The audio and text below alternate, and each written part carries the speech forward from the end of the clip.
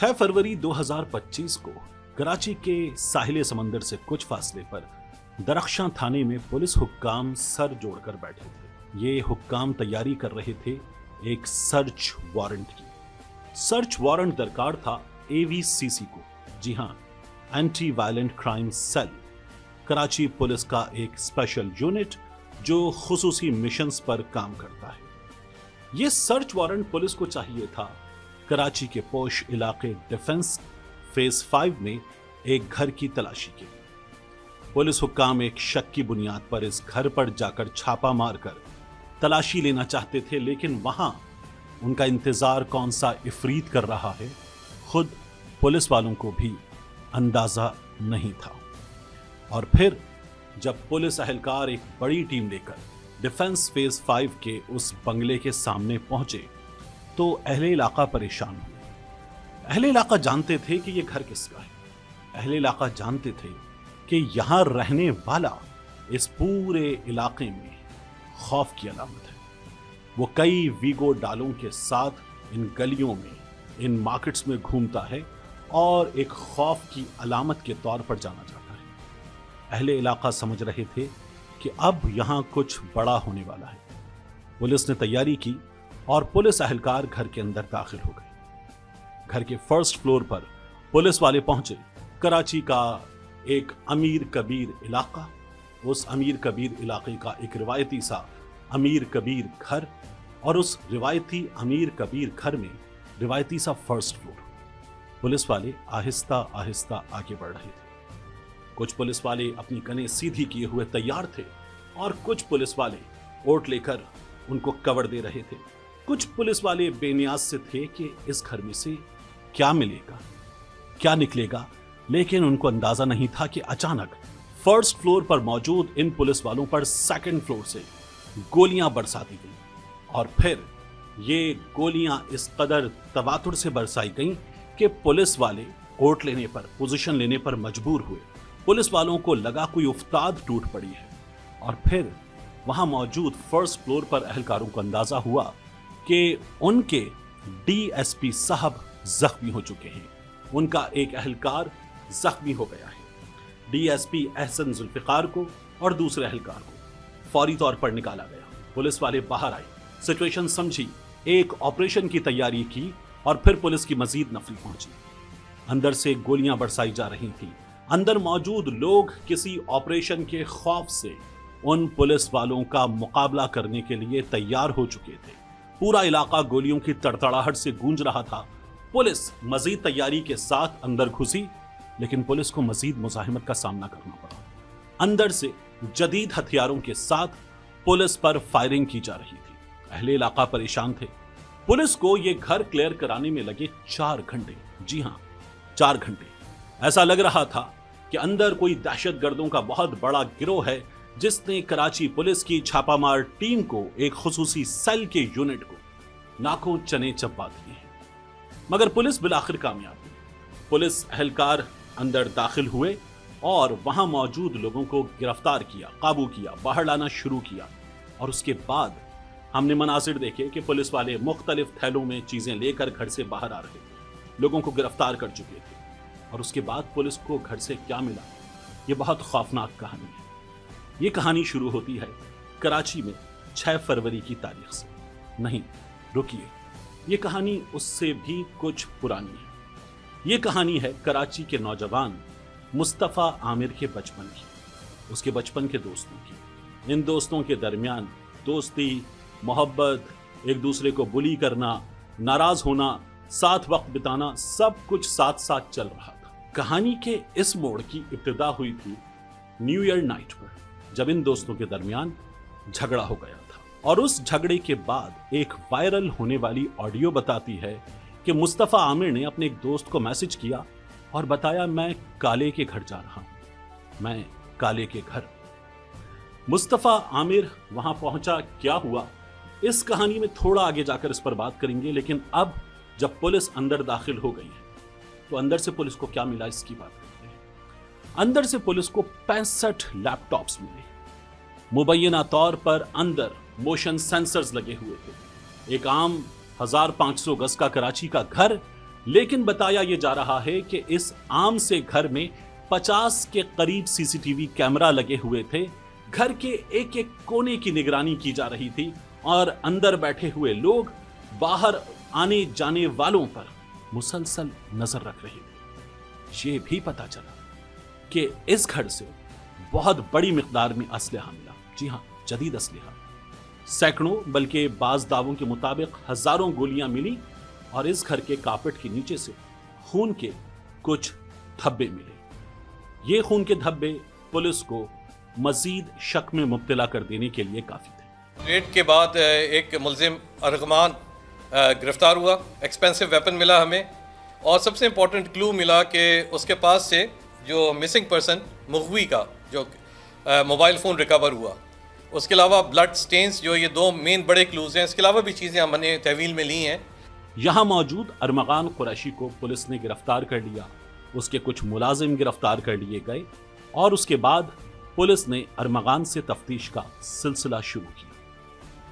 اب کہانی کو لے جاتے ہیں مصطفیٰ عامر کی جانب. کراچی کا ایک عام سا نوجوان 23 برس کا مصطفیٰ عامر, جس نے اپنے والدین کو یہ بتایا تھا کہ وہ دوستوں کی طرف جا رہا ہے, اور یہ بتانے کے بعد وہ 6 جنوری کو گھر سے نکل گیا. اس کے بعد مصطفیٰ اپنے گھر نہیں لوٹا. اس کے والدین نے تلاش شروع کی. اس کے والدین نے تمام دوستوں سے رابطہ کیا. اس کے بعد اس کے والدین پولیس تک پہنچے. پولیس تک پہنچ کر اس کے والدین نے اس کی گمشدگی کا مقدمہ درج کروایا, لیکن پولیس کے پاس ایک روایتی کہانی تھی. پولیس کی کہانی, جی ہاں, بہت روایتی. آپ اپنے بچوں کا خیال نہیں کرتے. یہ آج کل کے بچے ہی, ہوگا کوئی چکر.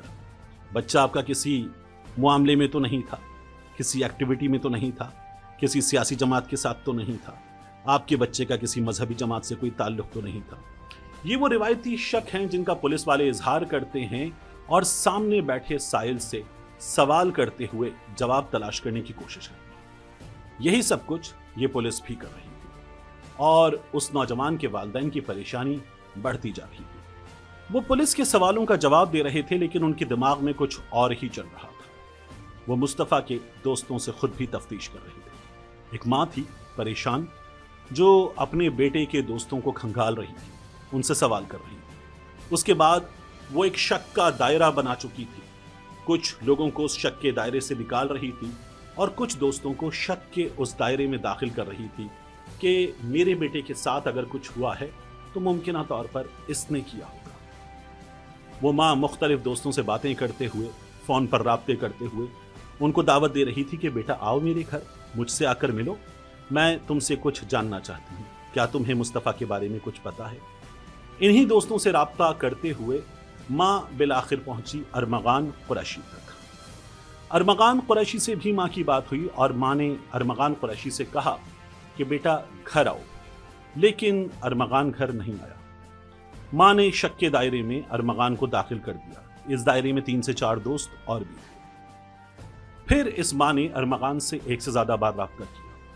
ارمغان نہیں آ رہا تھا, مگر اس کا لہجہ بدلتا جا رہا تھا اور وہ اس گمشدہ نوجوان کی والدہ سے, اپنے دوست کی امی سے بدتمیزی بھی کرنے لگا. اور پھر مصطفیٰ کی والدہ کا شک بڑھنے لگا. انہیں لگا کہ یہ نوجوان جو بدتمیزی کر رہا ہے, جس کا غصہ بڑھ رہا ہے, یہ شاید میرے بیٹے کے ساتھ اگر کچھ ہوا ہے تو اس کا ذمہ دار ہے. انہوں نے اس شک کا اظہار پولیس سے کیا.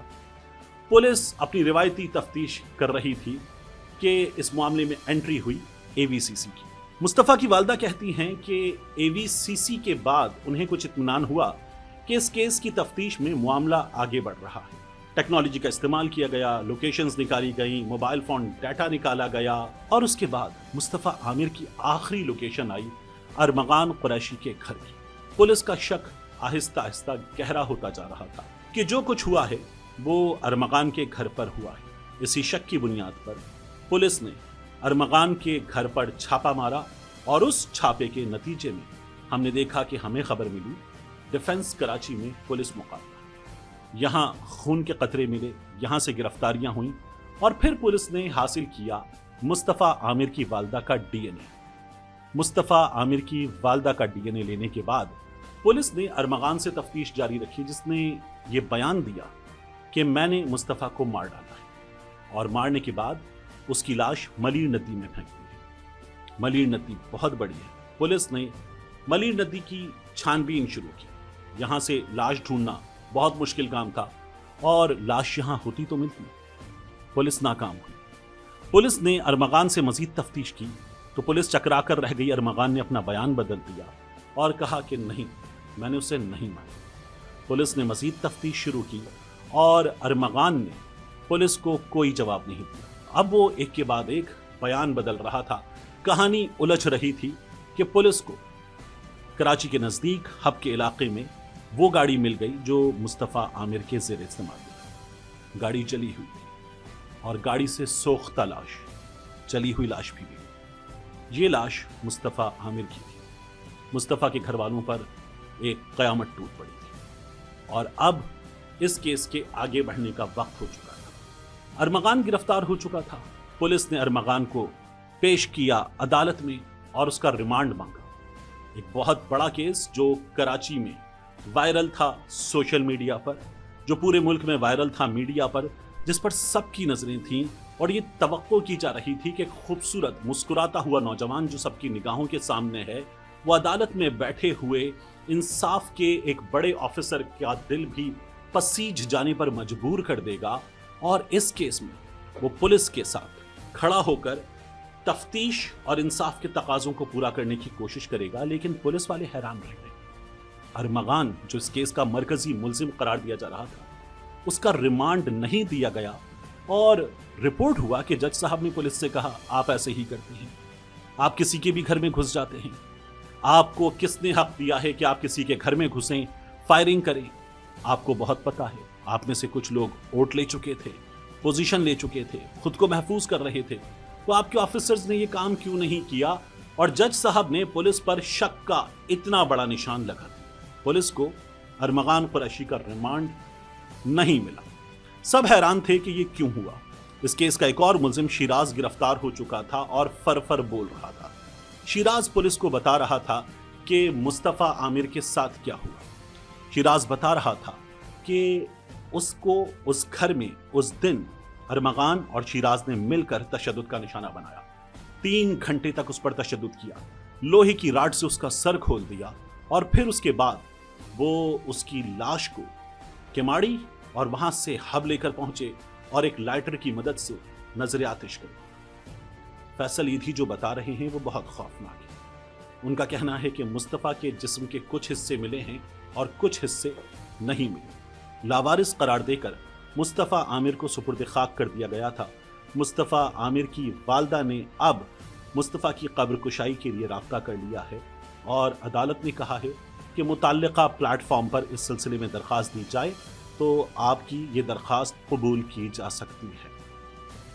یہاں ایک بہت بڑا سوال یہ ہے کہ یہ جو ارمغان ہے یہ کس بڑتے پر اس قدر اچھل رہا ہے؟ اس کو کیوں عدالت سے یہ سہولت ملی کہ پولیس 2 بار اس کا ریمانڈ حاصل نہیں کر سکی؟ کراچی پولیس کے آفیسرز اپنا نام ظاہر نہ کرنے کی شرط پر بتاتے ہیں کہ ارمغان کا باپ کامران قریشی، جسے کامران ڈان اور کامران باس کہا جاتا ہے، وہ ایک مبینہ ڈرگ ڈیلر ہے، ایک انٹرنیشنل ڈرگ نیٹ ورک کا حصہ، اور یہ لوگ کراچی کے نوجوانوں کو موت بانٹ رہے ہیں۔ یہاں یہ بھی کہا جا رہا ہے کہ اس نیٹ ورک سے شاید کوئی تعلق کسی موقع پر مصطفیٰ کا بھی جڑا ہے۔ کوئی ایک FIR مصطفیٰ کے خلاف بھی ہے، لیکن مصطفیٰ کے والدین اس سے انکاری ہیں۔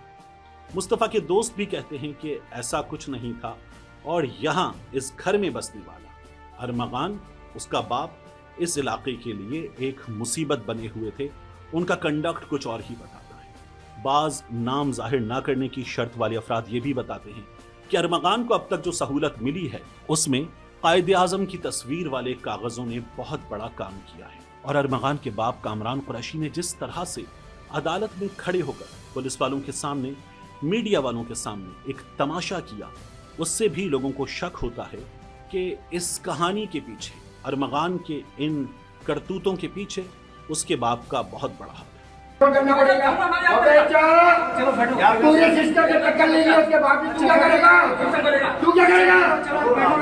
अल्लाह का सिस्टम चलेगा, कसम खाता हूँ। अच्छा बेटा की इज्जत की, अच्छा एक टक्का नहीं मिलेगा।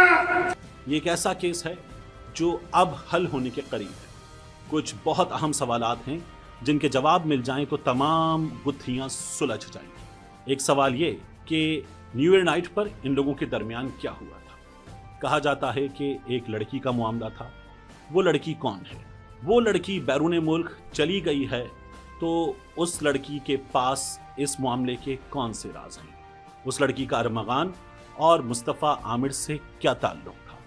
ये सवाल भी बहुत अहम है कि न्यू ईयर नाइट पर जो कुछ हुआ था उसके बाद 6 जनवरी तक इन लोगों के दरमियान क्या कम्युनिकेशन हुई, क्योंकि कुछ वॉइस नोट्स हैं जिनके हवाले से मुस्तफ़ा आमिर की वालदा मीडिया को अब तक बताती रही हैं। उन वॉइस नोट्स में क्या था? अरमगान का बाप कहता है कि ये मामला डकैती का है और मुस्तफ़ा आमिर उनके घर पे डकैती करने आया था। अगर वो डकैती करने आया था तो अरमगान के घर की सीसीटीवी फुटेज कहाँ है जो मीडिया को, पुलिस को देकर अरमगान का बाप अपने मौक़िफ़ में एक सबूत सामने ला सकता है? इन तमाम सवालों के जवाब सामने आ जाएं तो मुस्तफ़ा आमिर के साथ क्या हुई हमारे सामने गुत्थी सुलझ जाएगी। लेकिन एक ऐसी चीज़ है दोस्तों कि जिस पर हमें नज़र रखने की ज़रूरत है, गौर करने की ज़रूरत है, और वो है कराची का DHA और क्लिफ्टन, मुतमव्विल इलाका जिसका कल्चर दिन ब दिन बदलता चला जा रहा है। यहाँ वीगो डालों का कल्चर है, यहाँ लैंड क्रूजर का कल्चर है, SUVs का कल्चर है, गार्ड्स का कल्चर है। ऐसे नौजवानों के सड़क पर राज करने का कल्चर है जिनके अपने हाथों में असलहा होता है, जिनके पीछे गार्ड्स होते हैं, उन गार्ड्स के पास असलहा होता है और वो सड़कों को अपने बाप की जागीर समझते हैं। उनमें से हर एक की गुफ्तगू में आपको सुनाई देता है वडेरे का बेटा, वडेरे का बेटा, वडेरे का बेटा। ये वडेरे के बेटे हों या कराची के किसी आम उर्दू बोलने वाले शहरी के बेटे, लेकिन वडेरे का बेटा वाली कैफियत अंदरूने सिंध या किसी बहुत बड़ी सियासी शख्सियत की औलाद होने के नाते नहीं आती। ये आती है पैसे की ताकत के बलबूते पर, जिसकी वजह से दिमाग पहुंच जाता है 7वें आसमान पर और सब महसूस होते हैं जूते की नोक के नीचे। करना पड़ेगा। अबे जा पूरे सिस्टम के टक्कर ले लिया, उसके बाद भी तू क्या करेगा? तू क्या करेगा? अल्लाह का सिस्टम चलेगा, कसम खाता हूँ। अच्छा बेटा की इज्जत की, अच्छा एक टक्का नहीं मिलेगा।